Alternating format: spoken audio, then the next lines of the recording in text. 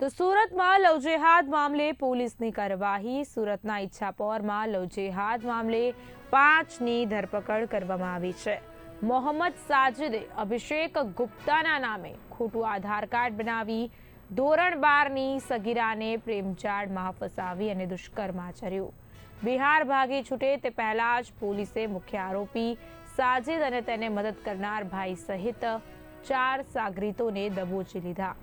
Editing app દ્વારા સરકારી દસ્તાવેજમાં છેડછાડ કરી હોટલમાં રૂમ બુક કરાવ્યો હોવાનો તપાસમાં ખુલાસો થયો છે। તો ઈચ્છાપોર પોલીસે તમામ 5 આરોપીઓને કોર્ટમાં રજૂ કરી 4 દિવસના રિમાન્ડ મેળવી વધુ તપાસ હાથ ધરી છે।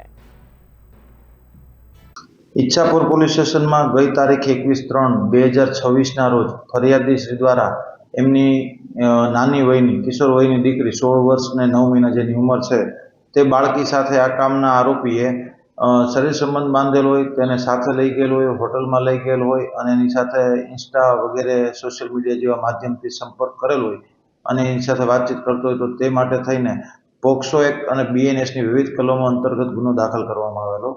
આ ગુનાની તપાસ દરમિયાન આરોપી અહીંયાથી ઈચ્છાપુર વિસ્તારમાંથી નાસી ગયેલો હતો, જેને સર્વેલન્સ ટીમ દ્વારા ટેકનિકલ સોર્સ અને બાતમીદાર મારફત ધરપકડ કરવામાં આવેલ છે। આ આરોપીના દિન 4ના રિમાન્ડ મંજૂર થયેલા છે। આરોપીનું નામ મોહમ્મદ સાજિદ ઉર્ફે અહદ પઠાણ છે અને તપાસ દરમિયાન આ આરોપીને મદદ કરનાર અન્ય 4 આરોપીની પણ ધરપકડ કરવામાં આવી છે।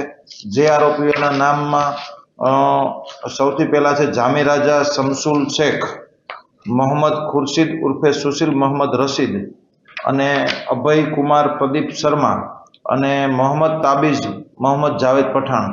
જેમાં મોહમ્મદ તાબીઝ પઠાણ જે છે તે હાલનો આરોપી જે છે છોકરી સાથે જેને શરીર સંબંધ બાંધેલો હતો તેનો સગો ભાઈ છે, તેને ભાગવામાં મદદ કરેલી હતી અને જામી રાજા શમસુલ શેખ તેને પણ આરોપીને ભાગવામાં અહીંયાથી મદદ કરેલી।